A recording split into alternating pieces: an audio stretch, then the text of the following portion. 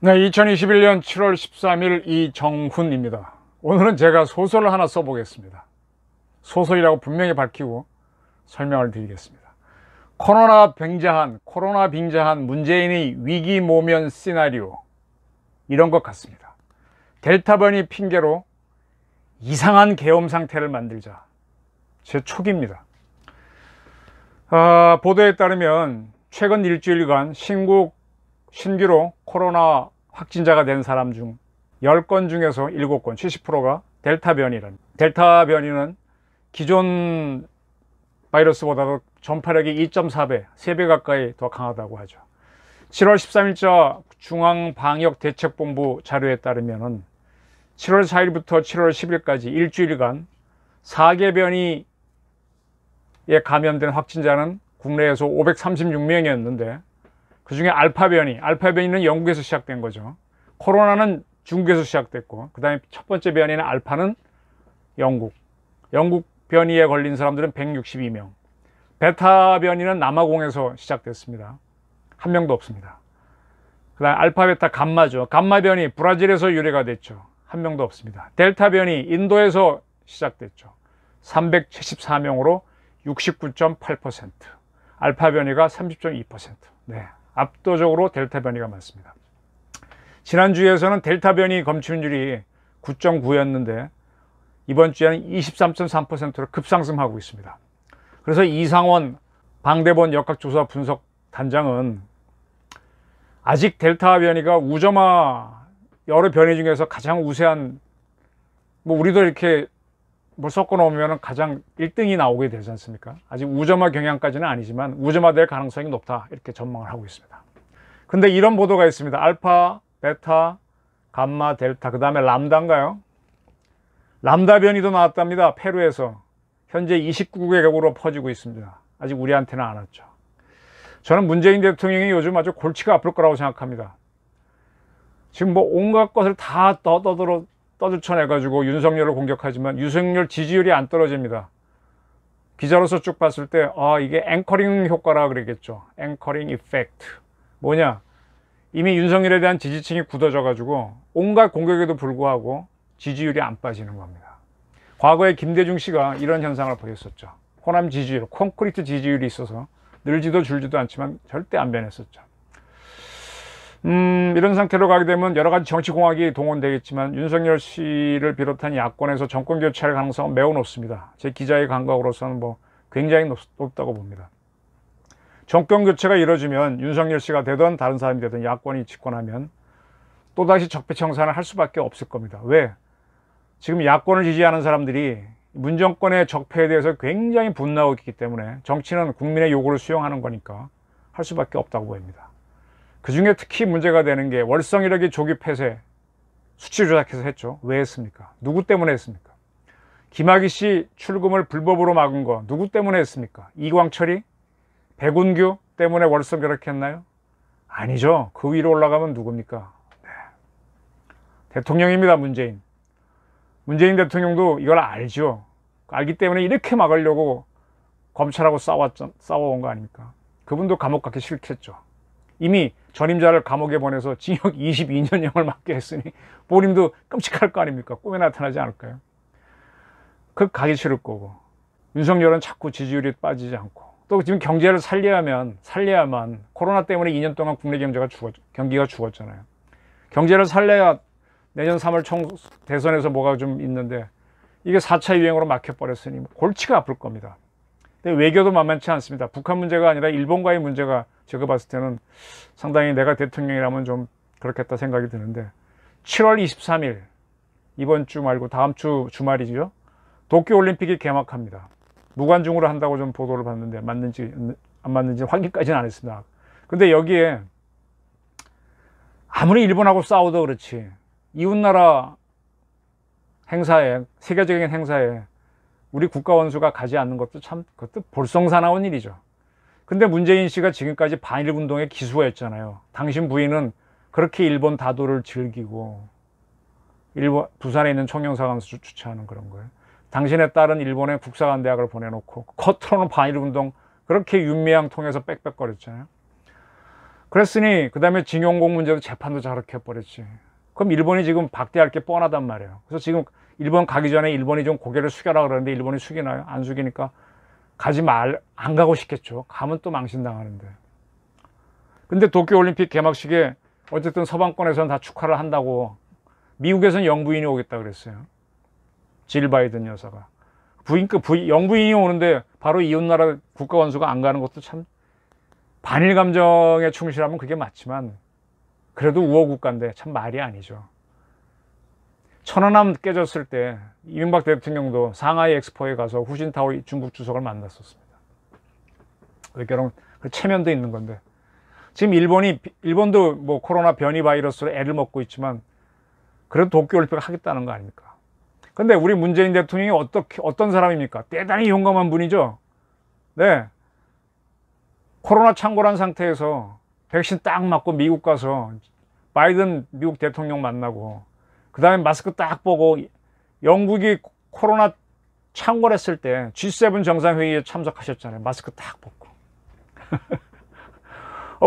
우리 문 대통령 부부 또 청와대 측근들 다 백신 다 맞았잖아요. 저희보다 먼저 맞았지 않습니까? 근데 도쿄올림픽은 왜 가기 싫어하냐 이거예요. 안 가고 싶겠죠. 핑계를 만들어야죠. 근데 안 가면 겁쟁이로 국제사회에 찍히거든요. 그걸 묘문하는 방법이 뭐냐. 또 지금 보수 세력이 야권을 중심으로 굉장히 공격을 해대고 있죠. 상당히 귀찮을 거예요. 이거 어떻게 잠재우는 방법이 없냐. 박영수 특검이 포르쉐 받은 거는 참 두고두고 궁금합니다. 저 수사를 검찰이 아니고 경찰이 하고 있으니까 참 답답해요. 경찰이요? 아니 특검법을 보게 되면은 특검은 분명히 공무원입니다. 공무원으로 돼 있어요. 근데 이분이 포르쉐 받은 거를 일정 기간 동안 받은 거를 김영란법 위반으로 봐야 되는지 말아야 되는지는 경찰이 판단을 못 하겠다고 국가권익위원회에 유권 해석을 요청했어요. 이러니까 경찰이 엉터리죠. 민중의 지팡이가 되는 거지. 경찰이 이렇게 권력에 아부를 해요. 책임 안 지려고. 권익위에서 아니라 그러면 안 하려고. 또 권익위의 시간 한참 끌겠죠. 일단 시간만 끌어도 모면합니다. 지금 문재인 정권이 원하는 건 시간 끌기예요. 다 시간 끌면 나중에는 박영수를 설사 기소하더라도 이만큼밖에 안 나옵니다. 지금 시간 끌기 들어간 겁니다. 근데 참으로 이상한 거는 박영수 특검 부인께서는 벤츠를 몬다고 하시는데 글쎄요, 저도 포르쉐가 뭔지 보긴 봤지만 물어본 적은 없는데 준다 그러면 저도 안 탈 것 같아요. 뭐 제가 차가 그렇게 아쉬운 사람도 아니고. 부인이 또 포르쉐를 모는 거 참 우습지 않습니까? 근데 이것도 참 이상합니다. 도대체 누구를 이용하게 하려고 이걸 받았나. 부인이 괜히 독박 써주고 계신 거 아닌가. 아들을 주려고 그랬나. 뭐 이해가 안 됩니다. 근데 어쨌든 그러고 난 상태에서 박영수 씨는 사표를 내고 나갔는데 지금 이걸 어떻게 하든 덮어야 되잖아요. 자, 왜? 박영수 특검에서 박근혜 유죄 22년 형이 확정되도록 했지 않습니까? 근데 이 박영수 씨가 뇌물을 받았다. 공무원이 받으면은 그 포항의 수산업자랑은 직접적인 관계가 없지만은 포괄적 뇌물죄 검찰 이 사람이 이미 검찰 수사를 받고 있으니까 전화해주면 빼줄 수도 있고 여러 가지 영향력이 있잖아요. 고검장 출신이고. 그러니까 이게 이상한 거예요. 그러니까 문재인 정권에서 했던 검경 수사권 조정하고 권력기관 구조 조정은 엉터리가 되는 겁니다. 근데 윤석열을 잡으려면 박영수를 사실 잡는 게 좋아요. 왜냐하면 둘이 특검에 같이 있었잖아요. 박영수가 엉터리면 윤석열도 엉터리다. 윤석열 신화가 시작된 게 거기였으니까 부술 수 있습니다. 같이 한 통 서로 몰아서 치면 돼요. 근데 그렇게 하는 순간에 이 박영수 특검이 박근혜를 잡아놓기 때문에 이 또 문제가 되는 겁니다. 그러니까 이러지도 저러지도 못하는 게 문재인 대통령의 지금 고민이죠. 이걸 보면서 제가 생각나는 거는 광우병 촛불 시위가 한창일 때 이명박 대통령이 소심하잖아요. 저도 소심하지만 북악산 중턱에 올라가서 시위대가 부르는 아침 이슬을 듣고 있었답니다. 그렇게 수가 없었대요. 겁나는 거죠.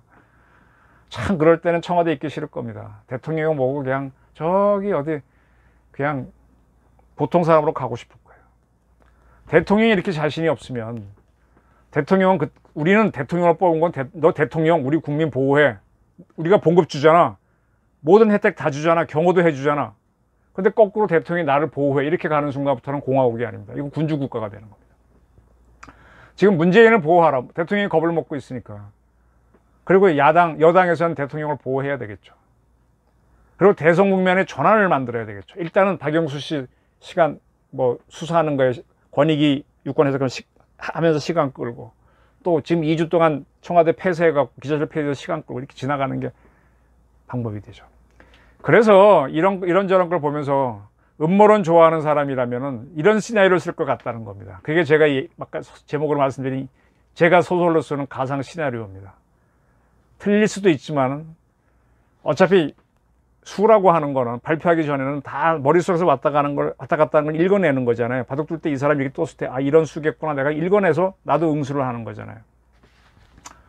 지금 다시 복기를 해보면 저는 이런 게 발견됩니다. 7월 3일 민노총은 예정대로 너희들이 하겠다고 한 대로 시위를 해라. 정부하고 문정부하고 민노총하고 서로 내략을 하는 거죠. 근데 정부는 막는 신용만 합니다. 그때 이미 4차 팬데믹이 돌고 있었으니까 시위하게 되면은 코로나 더 퍼진다는 우려가 많았거든요. 그래서 7월 2일 날 총리하고 질병관리본부장이 민노총을 방문합니다. 정부로서는 최선을 당하는 모습만 보이죠. 민노총은 문도 안 열어주고 박대하죠. 근데 민노총은 20대 총선에서 19대 총선에서 문재인 후보를 지지했으니까 민노총이 불법 시위를 해도 정부는 책임을 안 지게 하거나 지어도 늦게 한참 끌다가 할 겁니다.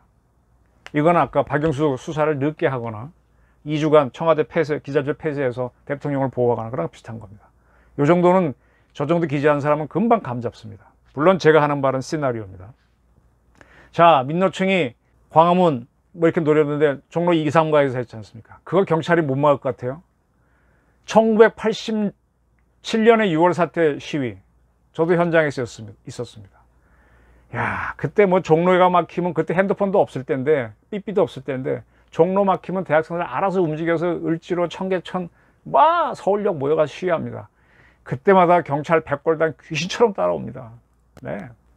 잘 막습니다. 근데 종로 2, 3가에서 을지로까지 하는 건 못 막았다고 경찰이, 에이, 웃기지 맙시다, 진짜. 정보과 형사들 저도 제법 알고 하는데, 그러지 맙시다. 그 민노총이 시위하면 서울시는 4차 유행 중이니까 고발할 수밖에 없잖아요. 그걸 핑계로 확진자 늘어나면은 정부는 거리두기 4단계를 해서 코로나 계엄령을 만들 수 있는 거죠. 저희 시나리오입니다. 자, 이렇게 딱 예상을 이렇게 보고 난 다음에 7월 7일 날 아니나 다를까 청와대가 초를 칩니다. 그 여자 대변인이 나와서 대통령 지시사항이라고 하면서 하는데, 첫째는 어쩌고, 둘째는 어쩌고, 셋째, 확진자가 다수 발생하는 지자체는 특단의 대책이 필요하므로 수도권 광역과 기초지자체는 방역당국과 협의하여 추가적인 방역 조치를 강구할 것. 4단계를 하라는 암시가 내려가죠. 네 번째는 어쩌고, 다섯 번째는 방역 지침 1차 위반 시 기존 경고에서 운영 중단 10일로 강화하는 감염법 예방법 시행 규칙이 7월 말부터 시행되는 바 방역 지침 위반 시 무관용 원칙을 강력하게 적용할 것. 자, 7월 3일 민노총 시위는 빠져나갑니다. 7월 8일부터 무관용 원칙을 적용하는 겁니다. 그래서 지금부터 반정부 시위하는 놈들이 있으면 다 잡아놓겠다, 이렇게 되는 거죠. 민노총은 빼고. 제가 부정적으로 보면 청와대 이 발표문을 보게 되면 그게 보입니다. 그리고 아니나 다를까 7월 11일 날 김부겸 총리, 이 양반은 작년 8월 15일 날 정광훈 목사가 그 시위를 했을 때는 코로나 퍼지는 중에 이렇게 하는 거는 생화학 테러라고 했던 분이잖아요. 근데 민노총에 대해서는 찍소리도 안 하고 가서 하지 말아주세요 했던 이 김부겸이라는 총리라는 사람이 중앙재난안전대책본부 회의에 참석해서 7월 12일부터 2주간 수도권에서는 거리두기 최고 단계인 4단계에 돌입한다. 우리가 한 번도 가보지 못한 길이다, 이렇게 선언을 합니다. 그리고 어제 12일부터 2주 동안 4단계로 들어갔습니다. 단계. 자, 민노총하고 이렇게 저는 짜고 쳤다고 이렇게 보는입니다. 시나리오입니다. 자, 그리고만 나온 게 뭡니까? 지금 코로나 확진자가 확 증가했는데 이게 국민 전체 대비 비율이 아닌 검사 수를 늘리면 확진자가 많아지는 거 아니에요. 지금 청와대 발표 아까 5개 했는데 7월 7일 나온 거 보게 되면 둘째 조항이 임시선별 검사소를 추가로 설치하고 검사 참여를 높이기 위해 익명검사를 확대할 것, 대통령이 지시를 했어요. 그러니까 조사를 많이 하니까 당연히 확진자가 늘어나죠. 그렇게 해서 막 늘어난다고 하면서 인구 대비 확진자가 아닌 이걸 하면서 어디까지 규제를 하느냐. 저 운동 꽤 좋아하거든요. 저 뭐 가끔 저 여의도 다리 잘 그냥 버스 타기 싫어서요. 그냥 잘 뛰어다닙니다. 자전거 타고 가거나. 그 뛰는 걸 참 좋아하는 사람들이 많은데 헬스장에 가서 러닝머신 뛰면 시속 6km는 여자분들이 뛰는 속도고 저는 한 10km 가까이 조금 안 되게 뜁니다. 6km 이하로 숨도 크게 쉬지 말라는. 그 다음에 그룹 운동할 때는 비트 음악을 틀지 말라는 겁니다. 비트 음악 틀면 막 달리는 것만큼이나 운동 효과가 있고 호흡을 거칠게 하죠. 그 국민들 크게 숨 쉬지 말라는 겁니다. 이런 규제가 세상에 어디 있어요? 아니나 다를까 7월 10일 날 저 여의도에 있었는데 저녁에 뭐 몇 분들하고 식사를 하러 식당 갔는데, 야, 여의도 그 큰 식당가 2층에 식당이 대여섯 개 있는데 손님 하나도 없고 내가 간 데만 저를 기다린 분 한 분, 저쪽에 또 젊은 사람 둘인가 먹고 없더라고요. 오늘도 여의도에서 저녁에 식사하고 왔는데 조금 더 많은데 역시 텅텅 비었습니다. 자영업자들 직격탄입니다. 이렇게 되면 불만이 나올 것 같은데 국민들은 오히려 움츠러들어요. 그리고 몇몇 맛집 제가 좋아하는 데 갔더니 오늘 벌써 문 닫고, 아유, 코로나 방역 기간 동안 휴가입니다 이렇게 붙여놨더라고요. 델타 바이러스 때문이라 그러는데, 델타 바이러스는 지금 이미 보도가 나왔습니다. 무증상 경증이 대부분이다. 그리고 뭐 병원에서도 단독으로 입원하는 게 아니라 여럿이 입원해도 되고, 아유, 집에서 쉬면서 치료해도 된다는 설명까지 이미 정부도 발표했어요. 근데 왜 이렇게 공포심을 폭증시키냔 말이에요. 확진됐다고 죽는 것도 아닌데. 그리고 이미 정부도 설명했습니다. 백신 맞으면 피해가 가거나 걸려도 가볍게 지나갈 수 있다. 네, 이 보도가 다 나왔습니다. 그래서 백신에 대한 수요가 급증했습니다. 어제인 12일부터 55세부터 59세 사이 사람들은 백신 접종을 신청하라 그랬습니다.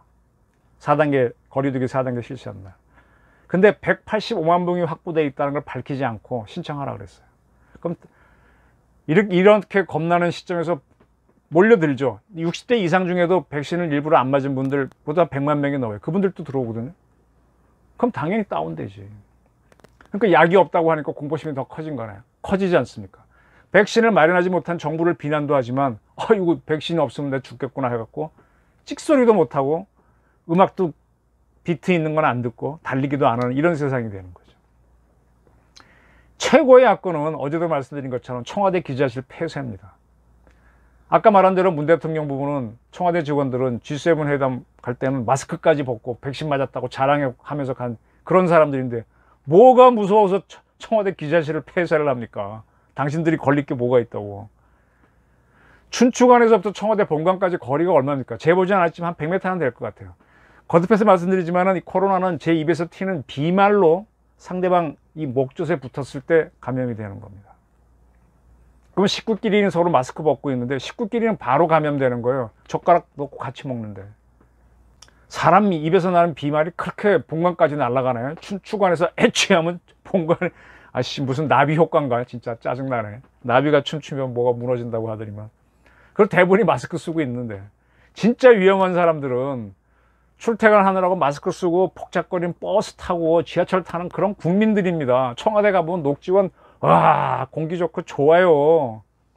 이 청와대 출입기자 등록에 관한 규정이라는 게 있어요. 2003년도에 춘추관 내규로 만든 겁니다. 법률도 아니고 아무것도 아니고 그냥 자기 마음대로 만든 겁니다. 여기에다 19항을 해가지고 뭐 어떨 때는 폐수할 수 있다는 조항을 작년 8월 달에 신설을 했습니다. 자기 마음대로. 여기에 대한 자세한 설명은 미디어 오늘이라는 신문이 지난 1월 26일자에 이건 아주 자세히 써줬어요. 지금 생각해보면 이럴 때를 해놨던 것 같아요. 그 보도를 제가 뭐 찾아보십시오. 찾아보시면 아주 자세히 되어 있습니다. 그래서 뭐, 네. 그래서 폐쇄할 수 있다, 기자. 이렇게 되어 있습니다. 왜 기자실을 폐쇄합니까? 거기에 출입하는 공무원들은 안전해요? 왜 기자들만 폐쇄해? 아니, 거기에 군인들, 수방사 친구들이 있고, 그 안에는 경찰 101 특공대 애들이 있고, 33 행방단 있고, 그다음에 내성 경호하는 경호실 PSS 애들은 그 친구들은 뭐 외부 사람들은 아니야.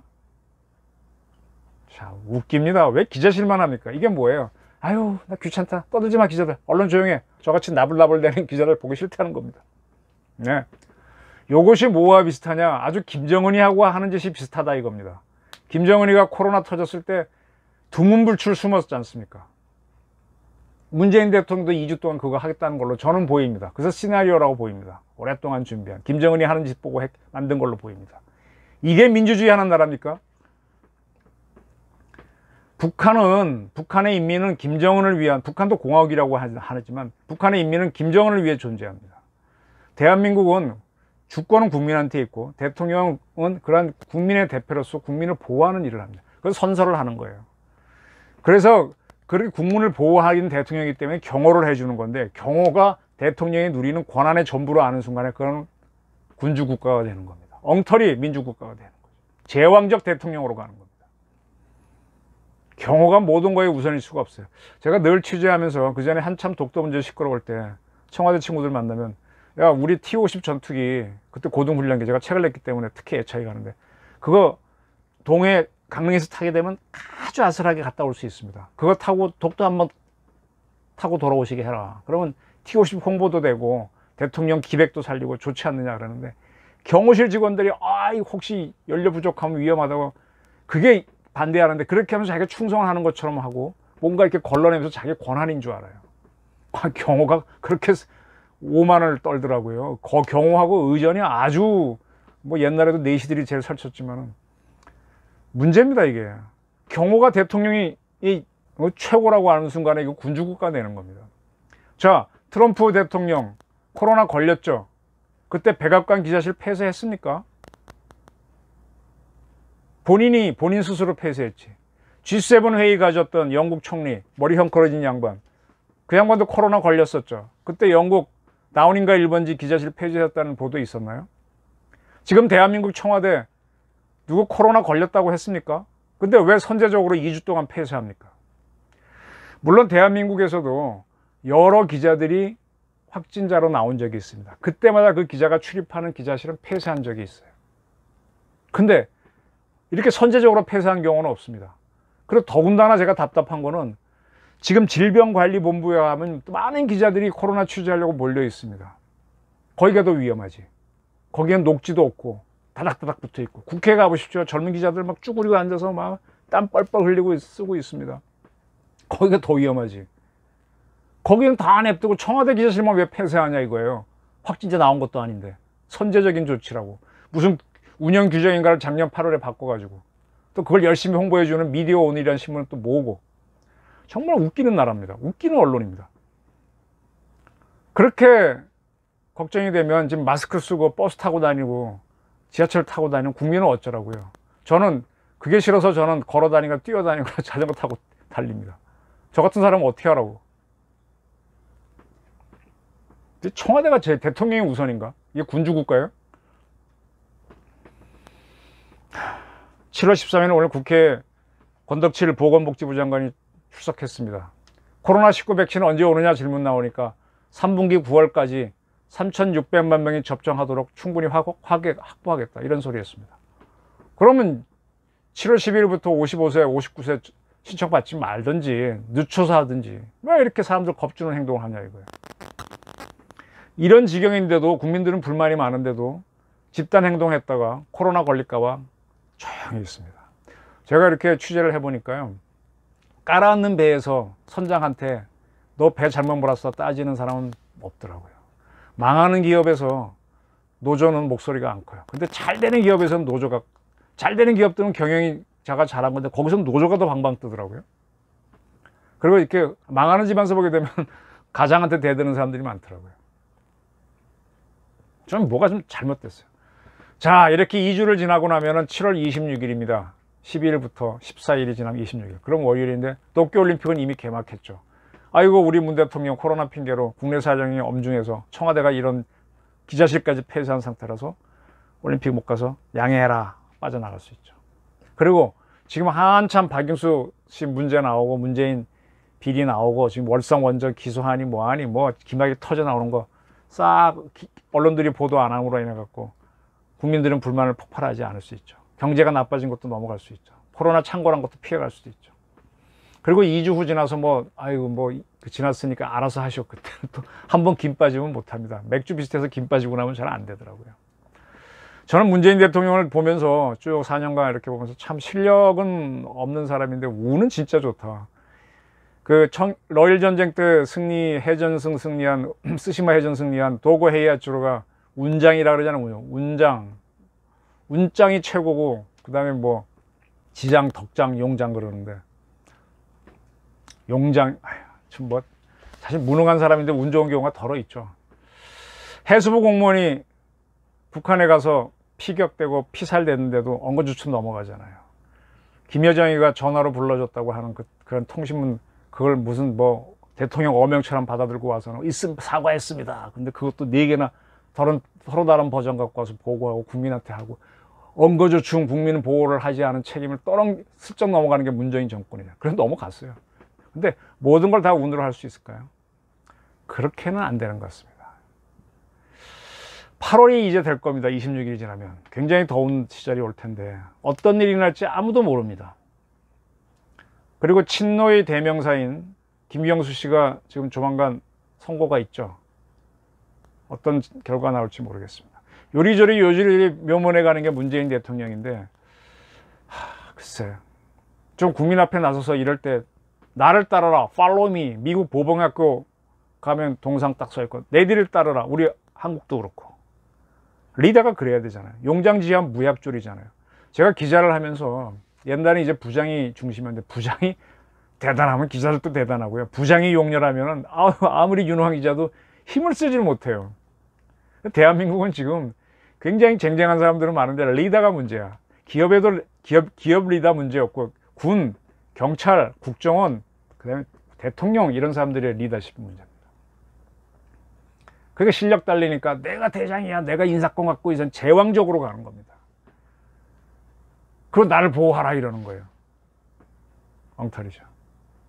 언제까지 이런 나라로 가야 될까요? 그래서 제가 오늘 가상 신호를 만들어 봤습니다. 코로나 빙자한 문재인이 위기 모면 가상 시나리오. 그럴듯합니까? 델타 변이 핑계로 한 이상한 계엄 상태를 만들고 있는 이 작태를 우리 국민들은 묵묵히 보고 있습니다. 소련이 제때의 개혁을 못 해가지고 붕괴가 했는데 그때 그 소련 사람들의 인내심을 한 정치인은 저주받은 인내라고 표현했습니다. 반대로 서유럽 국가들은 군주의 절대 권력에 저주받은 인내로 대항하지 않고 시민운동, 계몽주의 운동, 시민혁명으로 했기 때문에 법치란 걸 만들고 민주주의를 만들고 공화국을 만들고 산업혁명을 만든 겁니다. 민주국가에서는 국민 저항권을 인정합니다. 저주받은 인내로 가는 나라, 북한 같은 나라 망합니다. 저희 주장입니다. 경청해 주셔서 감사합니다.